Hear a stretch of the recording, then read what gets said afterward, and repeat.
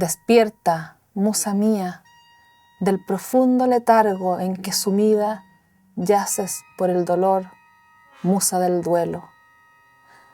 Modera tu quebranto, inspiración benigna pide al cielo, y desde esta mansión de luto y llanto anuncia con acento lamentable una desgracia inmensa, irreparable.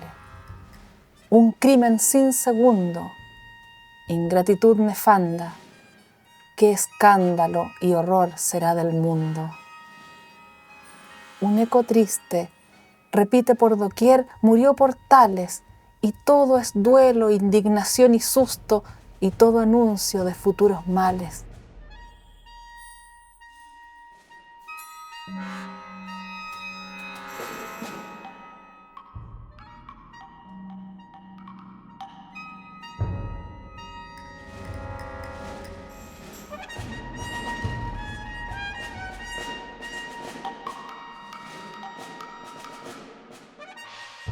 La guerra de la independencia fue una guerra que se peleó en el Valle Central, entre Concepción y Santiago.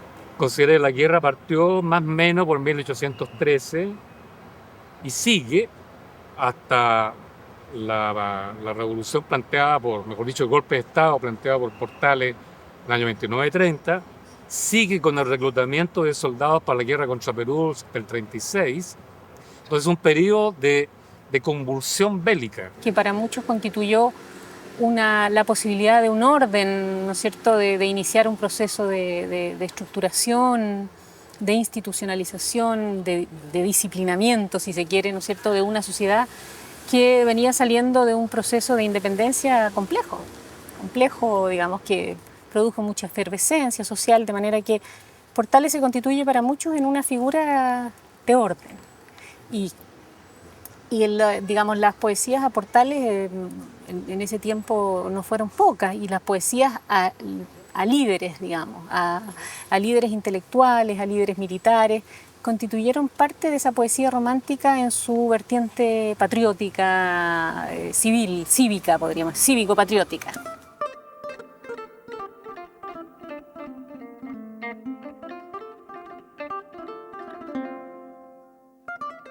En el periodo del romanticismo, precisamente, con el movimiento literario de 1842, con Lastarria liderando ese proyecto intelectual, bueno, comienzan a sentarse las bases de lo que va a ser la literatura propiamente chilena, porque los poetas, digamos, ilustrados y después los románticos liberales estiman que lo que se ha escrito en la colonia no puede, digamos, argumentarse o postularse como una literatura propiamente nacional. Entonces, es en ese contexto del proyecto de nacionalización de la literatura que se impone el romanticismo, que aparece Mercedes Marín del Solar. Las mujeres asumieron las temáticas tradicionales de poesía patriótica, poesía nacionalista, poesía, tú ves el canto a Portales, ¿no es cierto?, poesía amorosa. Yo no hablaría todavía de poesía erótica, hablaría de poesía amorosa muy tradicional, poesía maternal, o sea, la poesía que daba cuenta de las mujeres en los roles tradicionales que no incomodaban, digamos, a la costumbre de la época. Los mismos, mira, se ofrece en la sociología literaria, se ofrece un concepto que es el concepto del intelectual tradicional. Y el intelectual tradicional es un concepto que lo acuña Antonio Gramsci. El intelectual tradicional es un intelectual que se mueve en distintos campos del saber. Y entonces uno puede reconocer ese intelectual en el 19 nuestro. Es el senador o el miembro del cabildo, que a su vez es escritor y que a su vez es el presidente de un club social. Es decir, es el mismo personaje que se desplaza y se desempeña en distintos roles. Lo que da cuenta de un campo muy estrecho todavía. La prensa es fundamental porque la prensa crea una especie de espacio intermedio entre el público y el poder, ¿no? Entonces, la prensa permite que surja lo que hoy día nosotros llamamos la opinión pública. Una cosa importante, la prensa de esta época no es como es hoy día, o sea, no es una prensa de información. La prensa de esta época es una prensa de opinión. Entonces, los diarios son muy delgaditos y solamente traen lo que hoy día llamaríamos editoriales. Y algunas informaciones venidas, como dicen ellos, a través del vapor, que son las informaciones que llegan de Europa con algunos meses de atraso, o algunos folletines, es decir, qué sé yo, algunas obras literarias que se reproducen, ¿no? Por ejemplo, obras de Víctor Hugo, qué sé yo. Ahora, en esta prensa de opinión, como te digo, Andrés Bello va a descollar desde la Araucana, ¿no? Andrés Bello va a ser el que va a ir pensando el país, digamos, y creando un diálogo con los otros personajes que están también en ese mismo rol.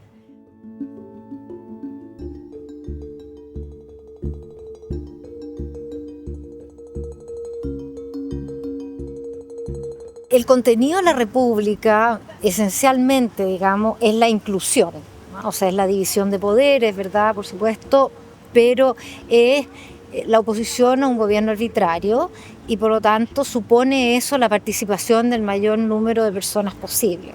Por lo tanto, la República sin duda levanta, así como lo levantaba en otras partes el problema de la esclavitud, levanta el tema de la mujer, digamos, que hasta ahora era absolutamente excluida en los monasterios, en los conventos. Tendría que haber, ojalá, una sala donde se educara a las mujeres en ortografía y en religión, y en lo que llamaban los deberes de las matronas, que eran como las cosas de las mujeres. O sea, la mujer es la educadora de los hijos de la patria. Y en ese sentido es importante que eduque bien a los hijos de la patria, aunque no sea directamente en función de la educación de ella, digamos.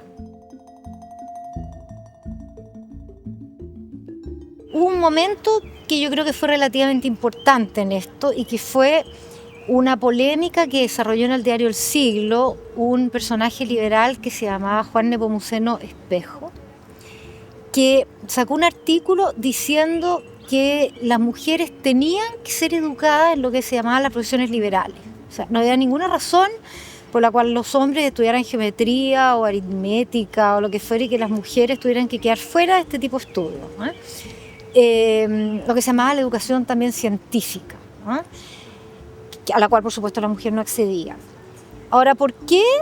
No es porque él considerara que las mujeres, digamos, ojalá fueran profesionales y entraran a la universidad y desarrollaran las funciones que nosotros pensamos hoy día que una mujer desarrolla, sino que por este concepto, digamos, de que la mujer, en la medida en que fuera mejor educada y a poder ser mejor madre de los hijos de la patria, pero también que era como la expectativa un poco más liberal de esa generación, la idea de que las mujeres también dejaran de vivir, como decía en este artículo, me acuerdo, empolvadas en la religión de los abuelos, decían, ¿no? Acuérdate que esta generación está un poco tratando de que la Iglesia no tenga la misma injerencia que ha tenido tradicionalmente sobre el Estado. Las mujeres, por supuesto, eran siempre un baluarte de defensa de la Iglesia. Por lo tanto, la expectativa de ellos era que, educando a la mujer en la profesora científica, la mujer iba a convertirse en un agente secularizador, por así decirlo, laicizador.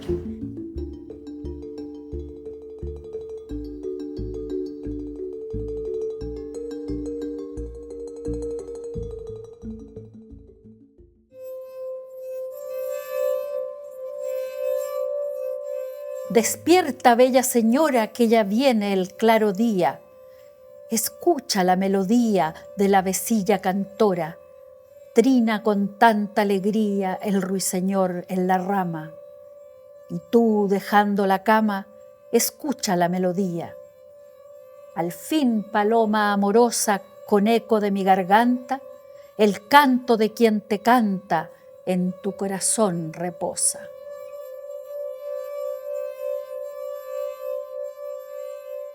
Las mujeres del campo, digamos, campesinas, tienden a emigrar a las ciudades producto de que no podían vivir ya, ni siquiera en sus propios ranchos o en las tenencias de tierra que tuvieran, por esta situación.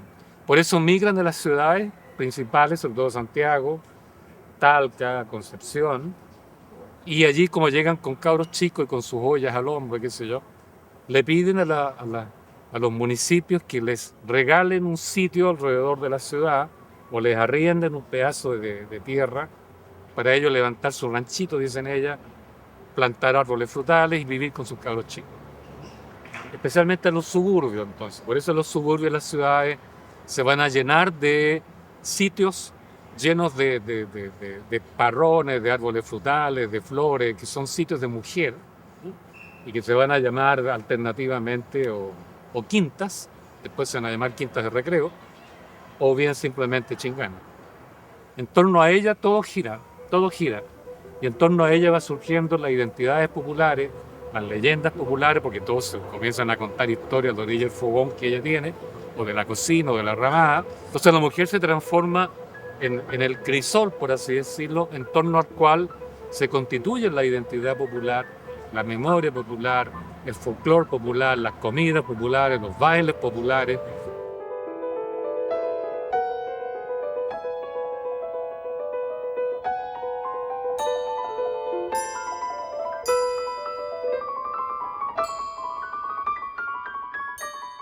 Entonces, esta Rosa, según lo que ella misma dice en una décima, ella es campesina. Viene de un lugar que se llama San Vicente de Tahuatahua, y luego se encuentra con este poeta popular que es Daniel Meneses, que después es su marido, o como dice Silva Castro, está mancebada, decía él, porque no lo reconocía en este matrimonio. Imagínense el horror, esta Rosa Araneda, ¿no? Poeta, metía poetas en oficio de hombre, no eran casados, y ahí empieza esta producción de esta Rosa Araneda, ¿no? Y ella empieza a enterarse mucho de qué pasa con política y opinaba de todo. Se cometieron muchas injusticias, ¿no? Está la matanza de Locaña, está con Connie Placilla, y una serie de abusos, como nunca falta. Y entonces ella enfurecida escribía contra Balmaceda.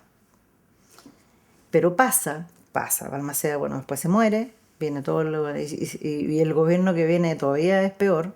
Ahí la Rosa Araneda de nuevo escribe, ¿no es cierto?, de nuevo opina, y después dice, bueno, no es que Balmaceda era el peor, ¿sí?, cuando aparece el Montt después, pero ella siempre opinando sobre política, sobre...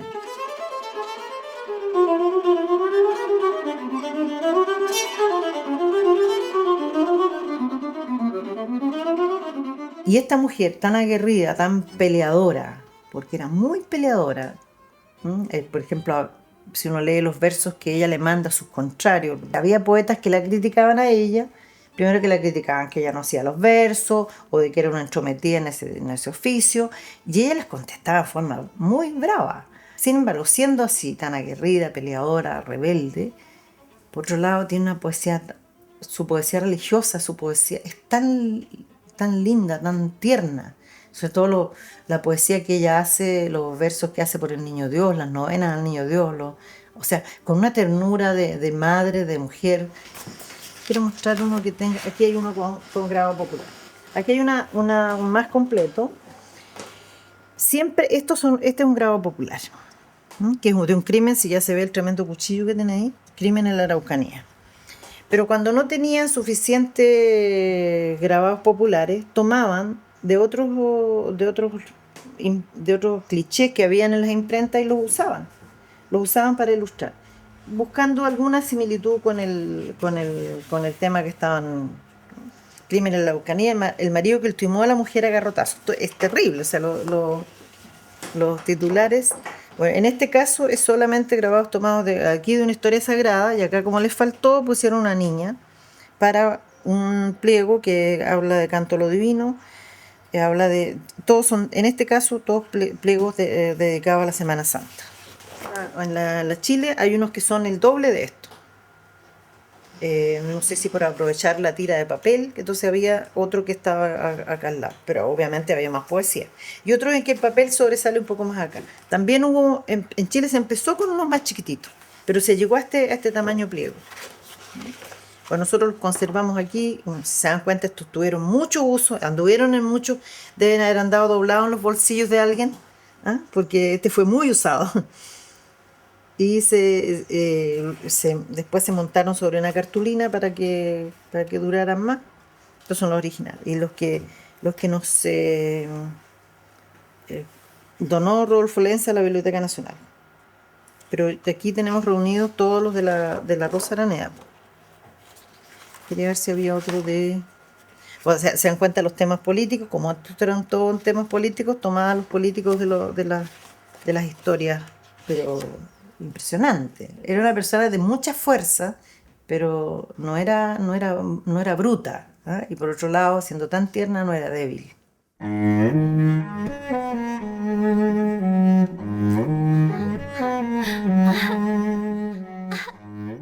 Por último, la conciencia ya en Chile se ha acabado y solamente ha quedado la impiedad y la inclemencia. Mueren hoy los pobres de hambre en la noche y en el día. Por si acaso antes me muero, daré a saber sin demora. Para los ricos de ahora, solo es el Dios don dinero.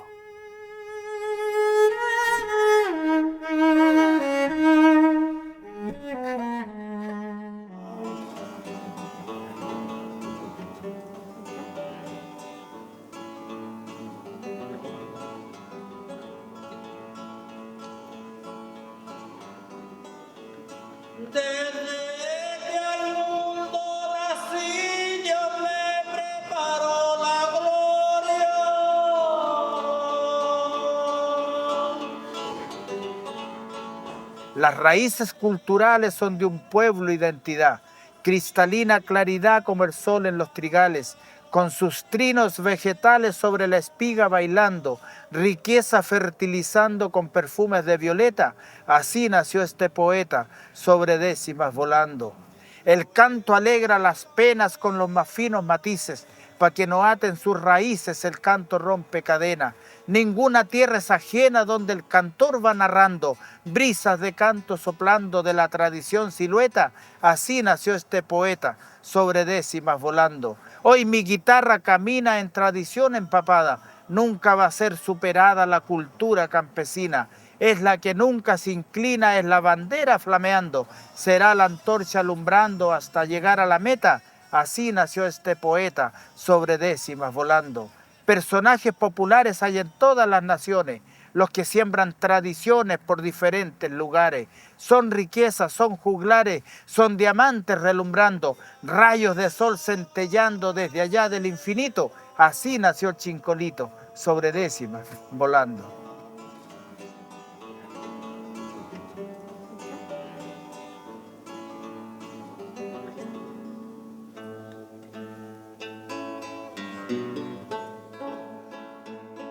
Ahora, el tema de la lira popular, o lo que llamamos lira popular, es la poesía impresa en pliego, que eso también es un fenómeno que empieza por supuesto en Europa, o que también se le llamó pliegos de ciego.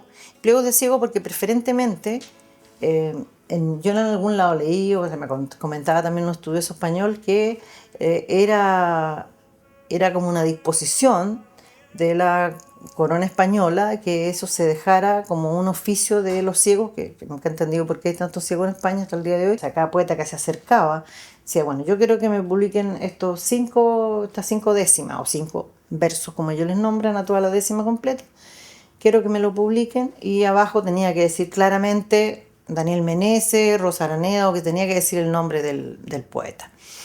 Y él las vendía, él mismo las pagaba, las imprimía. Se dan cuenta que esto tiene éxito en el sentido que ellos relatan los hechos, qué sé yo, de sangre, fusilamientos políticos. Ellos opinaban de que subió el pan, que subió la carne, que bajó el peso, que por qué se le da más trabajo a los emigrantes extranjeros y no nos dan trabajo a los chilenos. Y también junto con poesía sobre amor, sobre la belleza de la naturaleza, sobre historia sagrada para atrás, que es lo que se llama canto a lo divino, o sea, espectacular en el centro, que llamara la atención, y estas décimas ordenaditas abajo. Estos pliegos eran propiedad del quien los mandaba a imprimir. Y nunca se preocupó nadie de poner quién hizo el monito, quién hizo el grabado. Entonces, es una pena, o sea, será un misterio que nunca podremos dilucidar, a pesar de que reconocemos diferentes manos. A Rodolfo Lenz, que es este estudioso de la poesía popular y que reúne las primeras liras, lo único que supo es que Adolfo Reyes, que es uno de los poetas, era uno de los grabadores, pero no se sabe más. Luego no sabemos fecha, tampoco ponía fecha. No era lo que les importara a los poetas. Importaba que el pliego tenía un nombre abajo, Daniel Meneses o Rosa Araneda, etc. Y ese pliego lo vendían.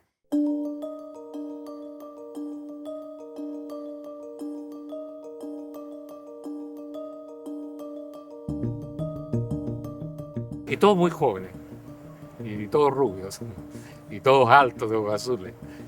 Entonces esta gente trae otra cultura, porque no son católicos, son protestantes, son presbiterianos, son lo que sea, y son vendedores. Por tanto, a ellos les interesa vender, y la mayoría de las cosas que vendían, telas, sedas, perfumes, ¿te fijas?, eran para la mujer. Entonces ellos, al vender sus mercaderías, van cambiando, como quien dice, el vestuario y la moda.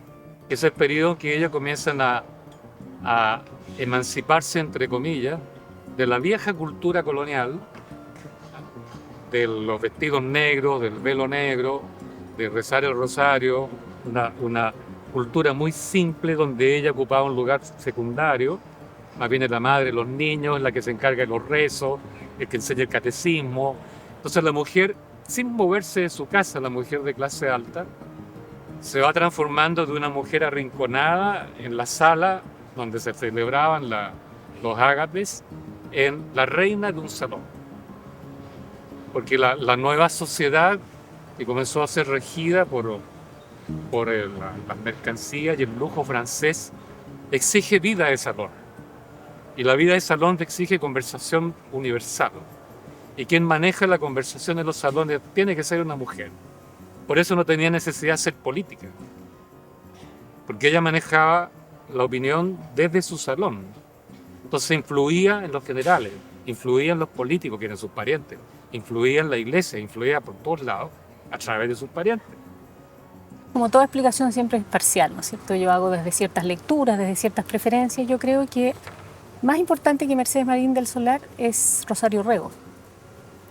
Con Rosario Rego yo creo que ya se inicia un discurso más propiamente femenino en el sentido no tradicional de la palabra, sino que una mirada ya que da cuenta más del mundo de las mujeres en la segunda mitad del siglo XIX.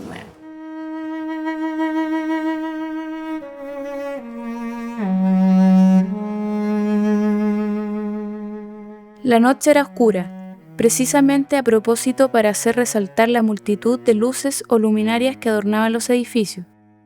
No se encontraba una casa, un balcón que no ostentase brillante hilera de farolillos de formas y colores caprichosos. La enseña simpática de la República, pendiente de su asta piramidal, se elevaba sobre cada casa, inclinándose con gracioso abandono y acariciando en sus ondulaciones las murallas de esa ciudad, antes esclava, ahora libre a la sombra del pabellón tricolor. Todo este conjunto da un aspecto brillante, encantador a la ciudad de Santiago, de ordinario tan seria y fría.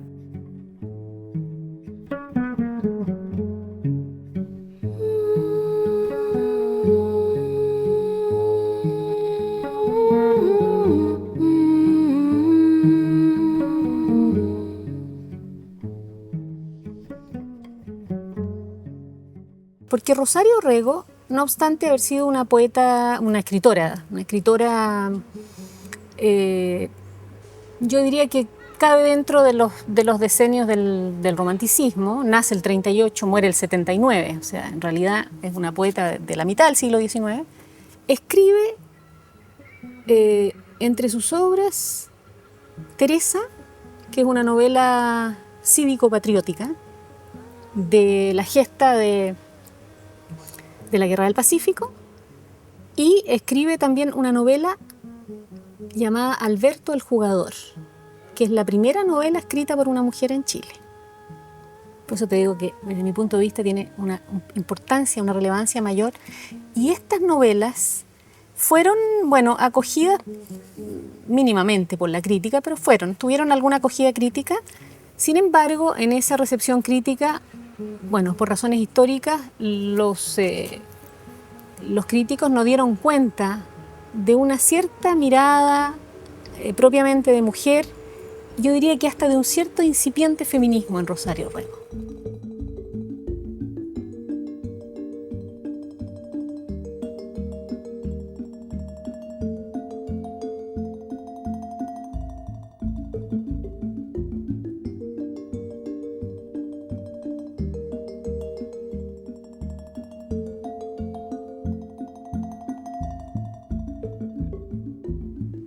Y aquí yo creo que un dato interesante es, por ejemplo, que si tú buscas en las historias de la literatura o en las historias de la novela chilena, hispanoamericana, prácticamente las mujeres no aparecen hasta como los años 40, 50.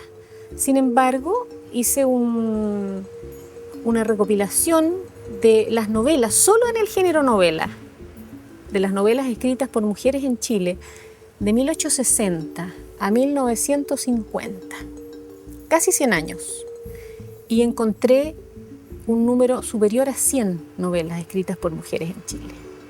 El 80% de esos trabajos no ha sido estudiado ni criticado. Por lo tanto, ahí hay un corpus necesitado de lo que yo llamo una especie de arqueología literaria que los desentierre, los mire, los estudie, los comente.